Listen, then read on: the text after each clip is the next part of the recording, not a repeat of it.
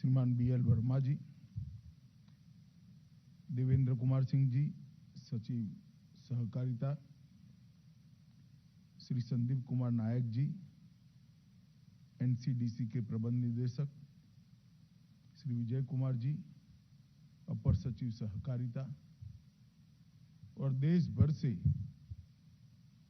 सहकारिता आंदोलन से जुड़ी हुई संस्थाओं के प्रतिनिधिगण, राज्य सरकार के कोऑपरेटिव रजिस्ट्रार्स और आए हुए सभी भाइयों और बहनों, मैं आज 2 दिन के राष्ट्रीय सम्मेलन में आप सभी का मनपूर्वक स्वागत करता हूं।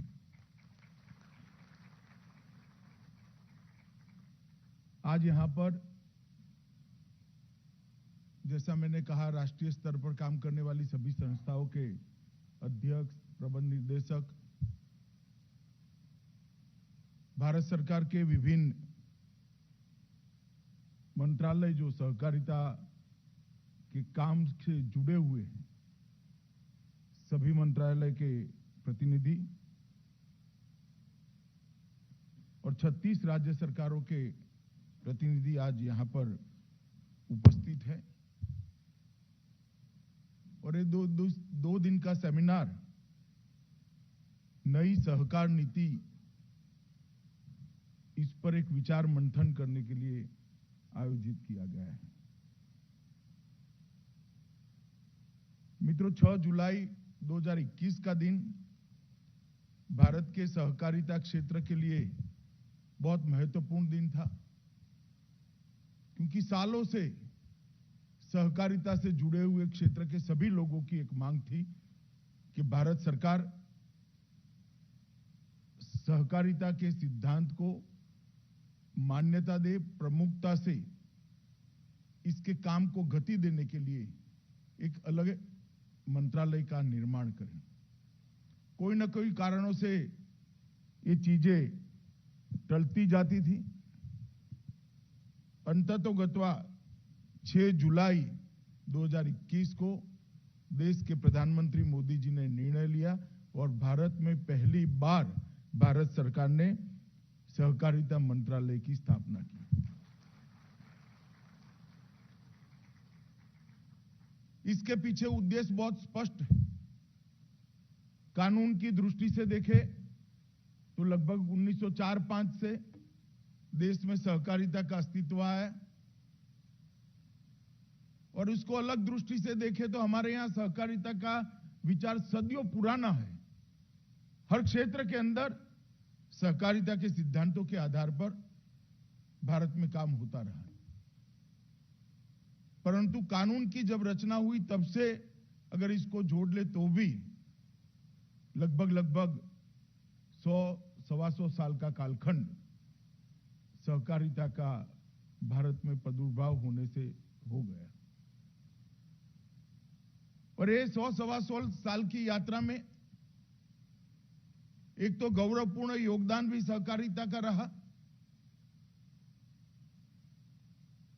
इसके साथ साथ ग्रामीण विकास और गरीब व्यक्तियों को रोजगारी देने में, सम्मानपूर्वक वो उनका जीवन जी पाए, ऐसा एक आर्थिक मॉडल बनाने में कोऑपरेटिव का एक बहुत बड़ा रोल रहा। और आजादी के आंदोलन से ही कोऑपरेटिव ने कुछ जगह पर तो अंग्रेज सरकार के खिलाफ एक नया आर्थिक मॉडल खड़ा करने का भी प्रयास किया। और आजादी के बाद तुरंत ही विशेषकर सरदार पटेल के प्रयासों से देश भर के अंदर सहकारिता आंदोलनों को बड़ी गति मिली। परंतु कालक्रम में यह नजर में आया कि लगभग 1960-70 के दशक से सहकारिता आंदोलन में स्थगितता भी आई और डिटोरिएशन भी आया। कई सारे राज्यों में से डिटोरिएशन देखने को मिला। आज भी बहुत सारे राज्य अच्छा कर रहे हैं और आज थोड़ा इसका विहंगावलोकन करते हैं, इसका एक एनालिसिस करते हैं, विश्लेषण करते हैं, तो देश की सहकारिता का आंदोलन 3 विभागों में स्पष्ट रूप से दिखाई पड़ता है। एक, सहकारिता के क्षेत्र दृष्टि से डेवलप राज्य, जहां कंट्रीब्यूशन बहुत बड़ा है, इसके अंदर भी बहुत सारी क्षतियां भी है, बहुत सारा कुछ अच्छा हो भी सकता है, मगर फिर भी हम उसको डेवलप राज्य कह सकते हैं। कुछ ऐसे राज्य हैं जो डेवलपिंग राज्य है, या तो जिन्होंने डिटोरिएशन को रोक दिया है, और कुछ ऐसे राज्य हैं जो अंडर डेवलप राज्य है। ये तीनों क्षेत्र, तीनों जो भाग पड़ गए हैं भारत में सहकारिता आंदोलन की, इसका सम विकास होना, जैसे डेवलप राज्य है वहां कोई गांव ऐसा न रहे जहां पैक्स या दूध सहकारी मंडी न हो, कोऑपरेटिव न हो, जहां क्रेडिट सोसाइटी न हो, जहां कोऑपरेटिव बैंक्स न हो, कोई ऐसा क्षेत्र न रहे जहां पर कोऑपरेटिव की संभावना हो और कोऑपरेटिव की रीच न हो, जैसे मत्स्य उद्योग, जैसे कंस्ट्रक्शन, उत्पादन, कई सारे क्षेत्रों में, मेडिकल के क्षेत्र में भी अब कोऑपरेटिव की अपार संभावनाएं पड़ी हैं, टेक्सटाइल के क्षेत्र में भी कोऑपरेटिव की अपार संभावनाएं बैठी है, खादी ग्राम उद्योग बोर्ड के चेयरमैन साहब यहां बैठे हैं, ढेर सारा काम हो सकता है। तो जो डेवलप राज्य है उसको सैचुरेशन की ओर ले जाना, जो डेवलपिंग राज्य है उसको डेवलप बनाना, और जो पिछड़े हुए राज्य है उसको सीधा डेवलप राज्य की कैटेगरी में ले जाने के लिए रणनीति बनाना। अगर ये करते हैं तो आने वाले 20-25 साल में हम सहकारिता क्षेत्र को एक नई ऊंचाई तक पहुंचा सकते हैं, और देश के विकास में बहुत बड़ा हिस्सा कोऑपरेटिव सेक्टर का हो, इस प्रकार की स्थिति का हम निर्माण कर सकते हैं। करने को तो इंडस्ट्री लगेगी तो भी देश का विकास होगा, कॉरपोरेट कंपनियां भी देश का विकास करेगी, इसमें कोई दो राय नहीं है। परंतु मुनाफा का समभाव से वितरण केवल और केवल कोऑपरेटिव कर सकती है। पूरा मुनाफा उसके शेयर धारकों के पास चला जाए, इसके स्टेक होल्डर्स के पास चला जाए, और मिनिमम मैनेजमेंट का खर्चा ही हो, ये केवल और केवल कोऑपरेटिव के माध्यम से होता है। तो देश का एक ऐसा तबका जो 60-70 करोड़ का है, जो आर्थिक विकास की दृष्टि से पिछड़ा हुआ है, उसको आर्थिक रूप से संपन्न बनाना है, तो कोऑपरेटिव एकमात्र जरिया देश के सामने है, एकमात्र मॉडल ऐसा है जो देश के 80 करोड़ लोगों को आर्थिक रूप से संपन्न बना सकता है। और ये प्रयोग हमने देखे हैं, चाहे लिज्जत हो, चाहे अमूल हो, चाहे कर्नाटक की मिल्क कोऑपरेटिव्स हो, ये प्रयोगों को हमने देखा है, इसके अच्छे परिणामों को भी देखा है। और महिला सशक्तिकरण की बात करने वाले लोगों को मैं कहना चाहता हूं कि त्रिभुवनदास पटेल जी ने शुरू की हुई एक छोटी सी डेयरी आज महिला सशक्तिकरण का बहुत बड़ा माध्यम हुई है। 60,000 करोड़ रुपया गुजरात की महिलाओं के बैंक अकाउंट में सीधा चला जाएगा। इससे बड़ा इनका एम्पावरमेंट नहीं हो सकता। परंतु ये सब करना है तो सहकारिता आंदोलन को आज के समय की हमारे सामने जो चैलेंजेस हैं, इसके लिए तैयार करना पड़ेगा। हमारे यहां जो स्थगितता आ गई है, स्थगितता को दूर करना पड़ेगा। हमारे यहां बहुत सारी चीजें बदलने की जरूरत है, वो बदलाव लाने पड़ेंगे। हमें पारदर्शिता लानी पड़ेगी, तभी जाकर छोटे से छोटे किसान का भरोसा हम पर बढ़ेगा। हमें चुनाव के अंदर लोकतांत्रिक मूल्यों को कानून के तहत स्वीकारना पड़ेगा, तब जाकर पोटेंशियल जो पड़ा है उनको प्लेटफॉर्म मिलेगा। जब तक पोटेंशियल जो पड़ा है उसको प्लेटफॉर्म नहीं मिलता है, कोई क्षेत्र अपनी प्रगति नहीं कर सकता है। अगर पोटेंशियल वाले लोगों को प्लेटफॉर्म देना है तो लोकतांत्रिक तरीकों को हमने और मजबूत और सुदृढ़ और कठोरता के साथ लागू करना पड़ेगा। हमने प्रोफेशनलिज्म को एक्सेप्ट करना पड़ेगा। कॉर्पोरेट गवर्नेंस के सारे सिद्धांतों को कोऑपरेटिव की भावना के साथ स्वीकारना पड़ेगा। मैं मेरे वाक्य को फिर से रिपीट करना चाहता हूं। कॉर्पोरेट गवर्नेंस के सारे सिद्धांतों को कोऑपरेटिव की भावना के साथ हमने चरितार्थ करना पड़ेगा, स्वीकारना पड़ेगा। हमारे देश में कई ऐसे मॉडल बने हैं, इफको हो, अमूल हो,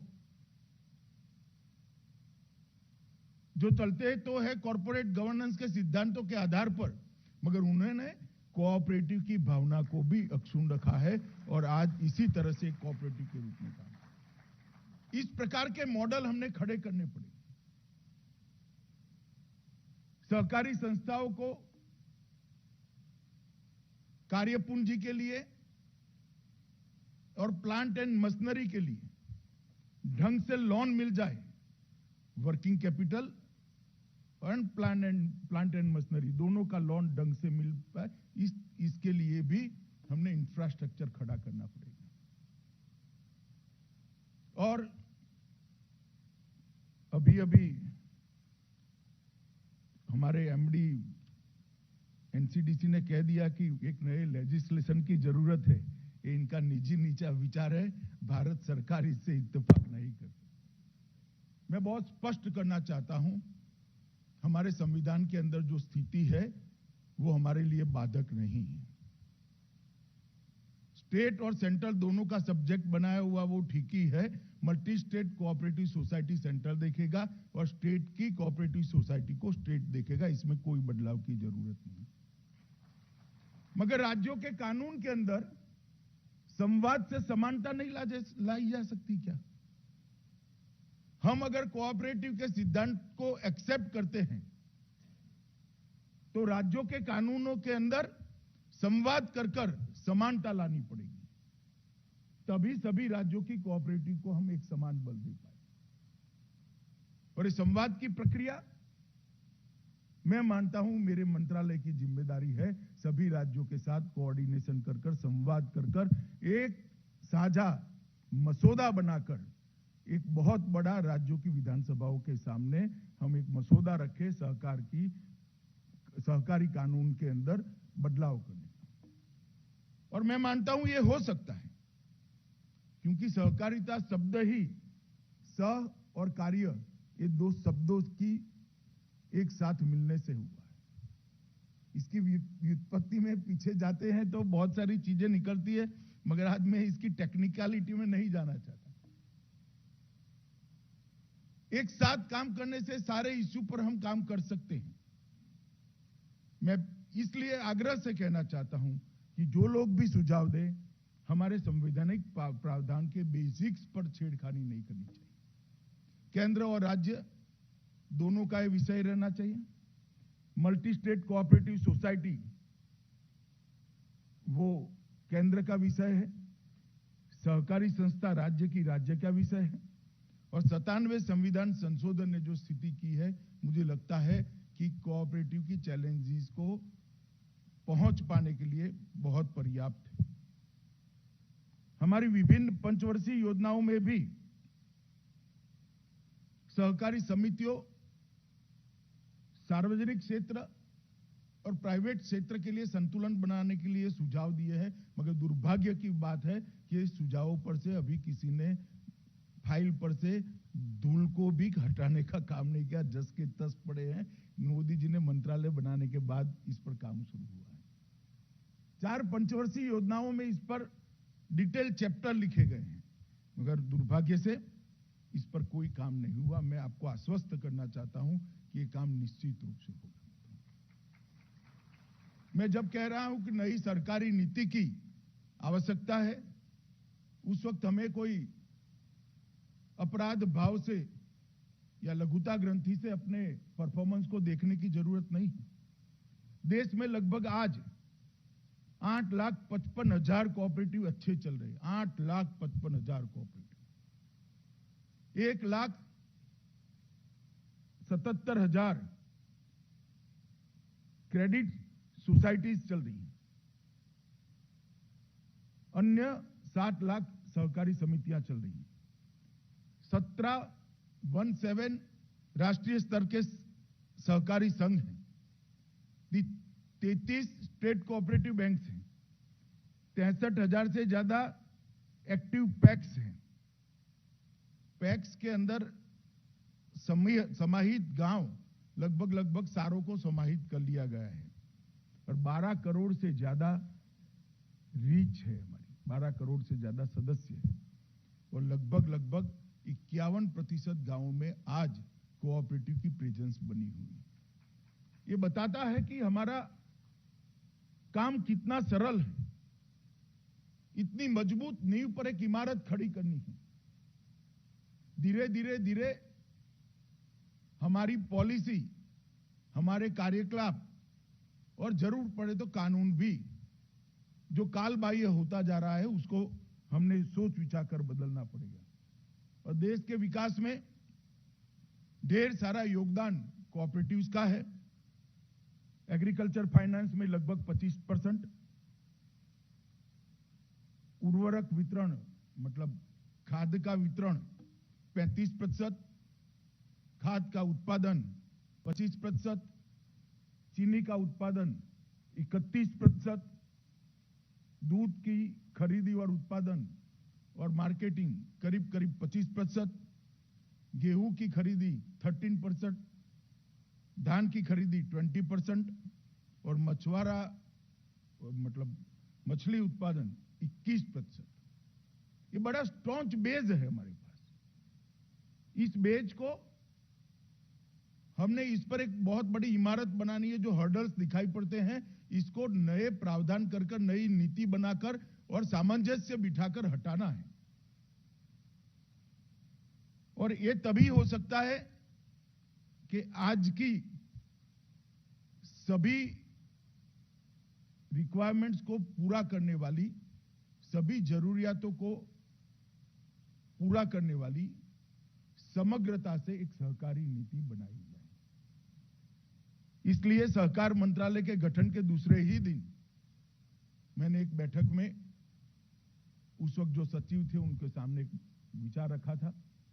उसको कंसेप्चुअलाइज करते करते थोड़ा समय तो गया, परंतु अब एक खाका बन गया है और मुझे लगता है कि 8-9 महीने के समय में हम एक संपूर्ण अद्यतन सहकारी नीति देश के सामने रख पाएंगे, जो पैक्स से लेकर एपेक्स तक सभी सहकारी समितियों के जरूरियातों को एड्रेस करेगी और एक ऐसा वातावरण की निर्मित करेगी जिससे सहकारिता का विस्तार हो, इसके अंदर नए नए आयाम जुड़े, नए नए क्षेत्र जुड़े और वो टीम की भावना से ही हो सकता है। टीम से मेरा मतलब है टी माने ट्रांसपेरेंसी, एम्पावरमेंट, ए से आत्मनिर्भर और एम से मॉडर्नाइजेशन। पूरी सहकारिता क्षेत्र का कंप्यूटराइजेशन और जो बड़ी बड़ी सहकारी समितियां हैं उनके कामकाज में मॉडर्नाइजेशन और प्रोफेशनलिज्म हमने लाना पड़ेगा। और जब तक ये नहीं लाएंगे तब तक हमारा काम पूरा नहीं होगा। मित्रों, नई शिक्षा नीति के उद्देश्य सहकार मंत्रालय तय करना नहीं चाहता है। हम इसको ओपन एंडेड छोड़ना चाहते हैं। 2 ही दिन में सहकार विभाग की वेबसाइट पर सहकारिता नीति के सुझावों के लिए एक जगह खोल दी जाएगी। इसमें देश की सभी भाषाओं में सुझावों को हम निमंत्रित करेंगे। परंतु मेरे सामने जो कोऑपरेटिव सेक्टर में काम करने वाले सहकारिता के कार्यकर्ता बैठे, इनकी जिम्मेदारी है, मानो स्टेट कोऑपरेटिव का फेडरेशन है, वो सभी स्टेट कोऑपरेटिव बैंकों को कहे कि डिस्ट्रिक्ट कोऑपरेटिव बैंक के माध्यम से हर पैक्स पर ये बात पहुंच जाए कि आपका सहकारिता नीति के लिए जो सुझाव है वो आप इस साइट पर भेज सकते हो, इस जगह पे लॉग इन कर सकते हो। जैसे दुग्ध उत्पादक जिला संघ है, राज्य के संघ है, उन्होंने ग्रामीण दुग्ध उत्पादक सहकारी समिति के पास ये संदेश जरूर पहुंचे। एक अनपढ़ से अनपढ़ बहन अंगूठा लगाकर कोई भी भाषा में, तमिल में हो, तेलुगु में हो, गुजराती में हो, मराठी, अपना सुझाव भेज दे। मैं विश्वास दिलाता हूं उसके सुझाव को कंसीडर किया जाएगा और उसको खुले मन से देखकर इस पर विचार किया जाएगा। तभी जाकर समग्रता से नीति निर्धारित हो सकती है। और इसमें जब तक कोऑपरेटिव सेक्टर के लोग, दिलीप भाई भी बैठे हैं, राष्ट्रीय सहकारी संघ जब तक इनिशिएटिव नहीं लेगा, सभी सहकारी समितियों पर तक ये बात नहीं पहुंचेगी। और माफ करना, मैं भी रहा हूं राज्य स्तर की सहकारी समितियों में, हम सब दिक्कतों को समझने में बहुत छोटे हैं। दिक्कतें आती है ग्रामीण सहकारी समिति चलाने वाले लोगों को, छोटी सी कोऑपरेटिव बैंक चलाने वाले लोगों को दिक्कत आती है। जब तक उनके सुझाव नहीं आ जाते, हो सकता है वो सुझाव सहकारिता की नीति बनाने के लिए उपयोग न हो, मगर सहकारिता के हर्डल भी तो दूर करने हैं। तो एक ही एक्सरसाइज से दो काम होते हैं, तो क्यों ना करें हम? तो इसको नीचे तक पहुंचाना चाहिए। और इसके सहकारिता नीति के लिए एक बैकग्राउंड पेपर दिया है, मगर इसको आप सुझाव मानकर ही चलेगा। आप कोई भी सुझाव भेज सकते हो। मैं अपनी ओर से कुछ चीजें जरूर कहना चाहता हूं कि सहकारिता की नीति जो नहीं बनेगी, इसमें कम से कम इतनी चीजों को तो हमने एड्रेस करना चाहिए। कम से कम आप कोई भी सुझाव भेज सकते हो, जैसे फ्री रजिस्ट्रेशन। राजनीतिक उद्देश्य से आज कोऑपरेटिव सोसाइटियों का रजिस्ट्रेशन, विशेषकर एग्रीकल्चर कोऑपरेटिव सोसाइटियों का रजिस्ट्रेशन बंद हो गया है। फ्री रजिस्ट्रेशन के लिए हम नीति में क्या प्रोविजन कर सकते हैं? पारदर्शिता, एडमिनिस्ट्रेशन के अंदर पारदर्शिता, भर्ती के अंदर पारदर्शिता, रिक्रूटमेंट में, और प्रशिक्षकों के प्रशिक्षण के अंदर भी, और कर्मचारियों के प्रशिक्षण के अंदर भी पारदर्शिता। पेपर पर प्रशिक्षण बताना, कागज पर प्रशिक्षण बताना। मैंने भी जिला सहकारी संघ चलाया है, मुझे अनुभव है किस प्रकार से कागज खड़े होते हैं। इसके अंदर भी भारी बदलाव करना पड़ेगा। पारदर्शिता के लिए, कंप्यूटराइजेशन के लिए भी सुझाव चाहिए, और लोकतांत्रिक पद्धति से चुनाव हो। जैसे भारत का चुनाव आयोग चुनाव कराता है, पहली लाइन में बैठे हुए लोगों को मेरी बात जरूर पसंद नहीं आएगी, क्योंकि उनको चुनाव लड़ना है, मगर हमें पारदर्शिता लानी पड़ेगी। क्या हम कोई ऐसी तटस्थ संस्था का विचार नहीं कर सकते जो कोऑपरेटिव के चुनाव को हर स्तर पर पारदर्शी तरीके से, तटस्थता के साथ करा सके? इसके बाद तीसरा मुद्दा है, पहला फ्री रजिस्ट्रेशन, पारदर्शिता। तीसरा मुद्दा है अलग अलग सहकारी संस्थाओं में समन्वय। एक गांव में 5 सहकारी संस्थाएं चल रही है, मगर वो सबके बीच में समन्वय की कोई व्यवस्था नहीं, ना एक दूसरे को मदद करने की कोई व्यवस्था है। हर गांव के अंदर जितने भी कोऑपरेटिव्स है, इसकी एक कोऑपरेटिव, नोडल कोऑपरेटिव बनकर वो और कोई काम नहीं करेगी, सिर्फ समन्वय का काम करेगी। इसके अंदर कोऑपरेटिव महिला स्व-सहायता जुट भी होगा, इसके अंदर पैक्स भी होगा, इसके अंदर मार्केटिंग की कोऑपरेटिव भी होगी। हम एफपीओ में भी कोऑपरेटिव लाने वाले, अगर एफपीओ कोऑपरेटिव रजिस्टर है तो वो भी होगा। दुग्ध उत्पादक समिति है तो वो भी होगी। छोटी सी कपड़ा बुनने वाले लोगों की कोऑपरेटिव है तो वो भी होगी। और वो सब बैठकर एक गांव का रोजगारी से लेकर, स्वच्छता से लेकर गांव को आत्मनिर्भर बनाने की सभी चीजों का चिंता करेंगे और एक दूसरे को मदद भी करेंगे। ऐसा एक कानूनी खाका क्या हम बना सकते हैं? मुझे लगता है समय की ये जरूरियात है। अगर ये 50 साल पहले किसी ने बना लिया होता तो बहुत सारी कोऑपरेटिव आज बंद न हो गई होती। इस पर भी हमने विचार करना चाहिए।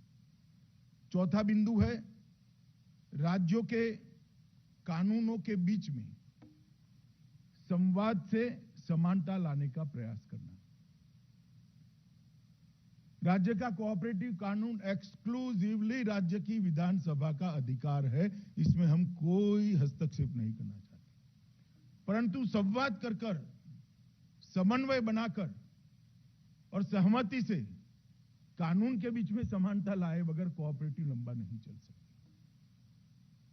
मैंने एग्जाम्पल के लिए उत्तर प्रदेश, सिक्किम, गुजरात और उड़ीसा 4 राज्यों के कोऑपरेटिव कानूनों को कंपेरेटिव करके मैंने ही स्टडी किया है। मैं बताता हूं, ये 4 पीढ़ी के एक कानून है,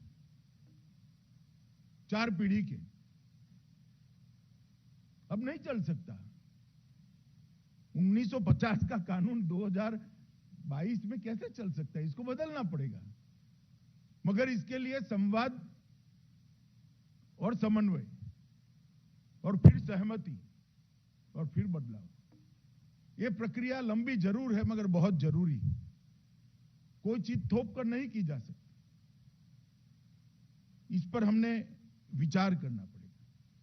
अगला बिंदु है नए आयामों को तराशना, जैसे insurance, health, tourism, processing, storage और सेवा क्षेत्र। मुझे जो ध्यान में आए वो बिंदु लिखे, मगर कोऑपरेटिव को नए आयामों में भी ले जाकर इसका व्याप बढ़ाना चाहिए, और इसका व्याप बढ़ाने के लिए नई सहकारिता नीति के अंदर इसका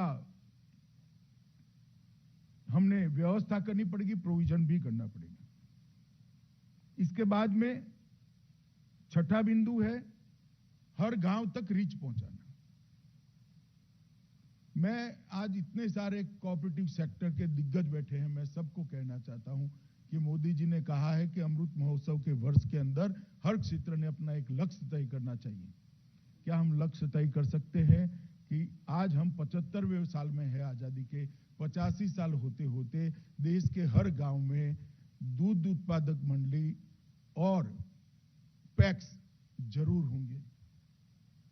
इतना मिनिमम कर सकते हैं, एक क्रेडिट सोसाइटी भी बना लेते हैं, तो मैं मानता हूं कि देश के आर्थिक विकास और 70 करोड़ लोग जो विकास की रेस में पीछे पड़ गए हैं, दौड़ में बहुत पीछे रह गए हैं, वो 70 करोड़ लोगों को सम्मानजनक जीवन देने में सहकारिता सफल हो सकती है।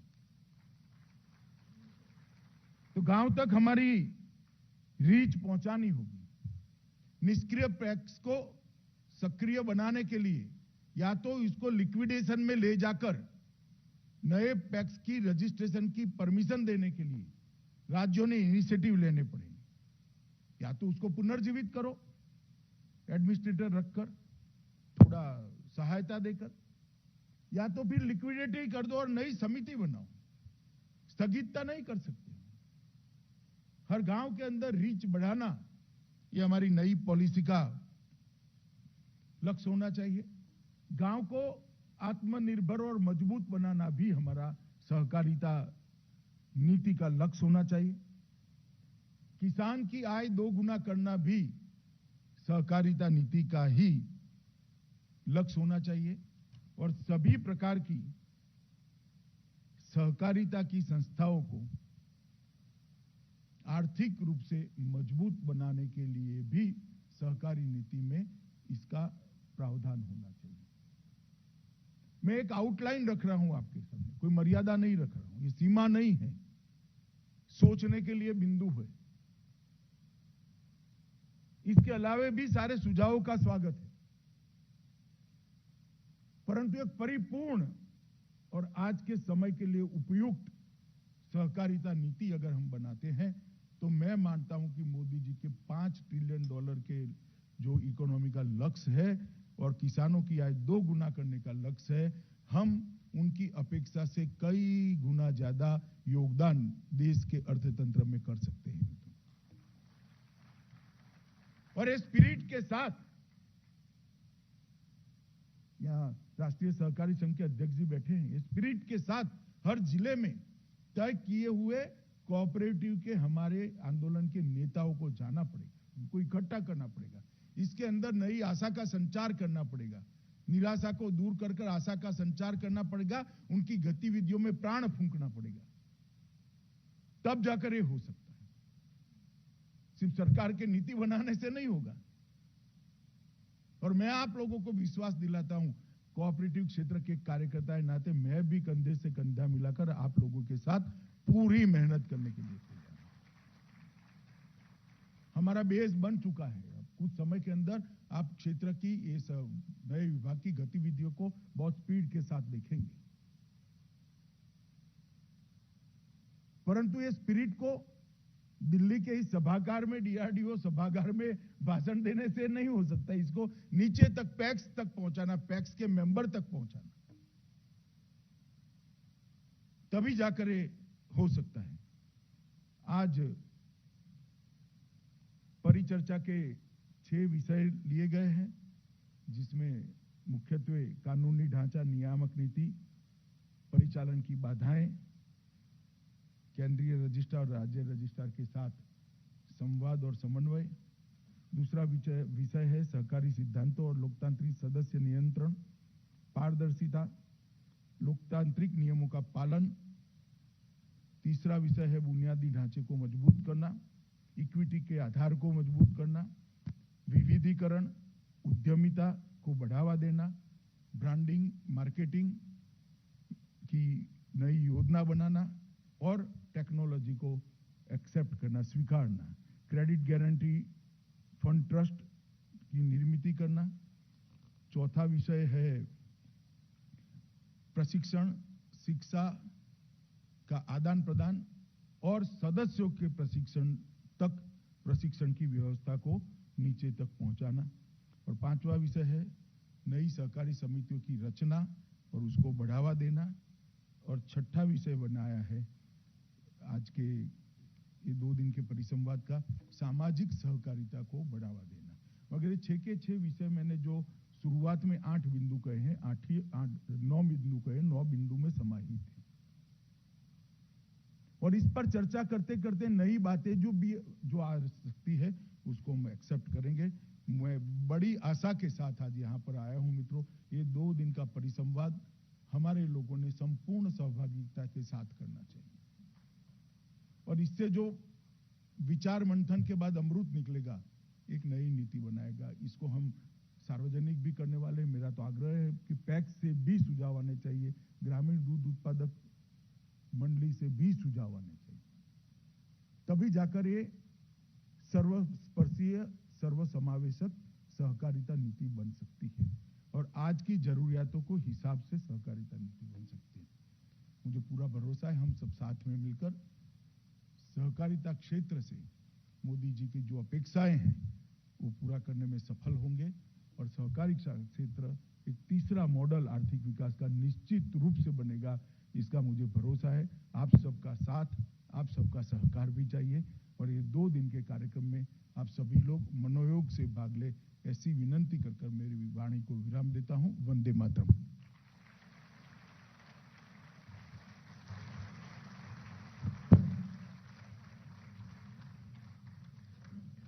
आपके प्रेरणादायक उद्गारों के लिए हृदय से धन्यवाद माननीय। आपका हर शब्द राष्ट्र सर्वोपरि का संकल्प है, बहुमुखी विकास का प्रेरणा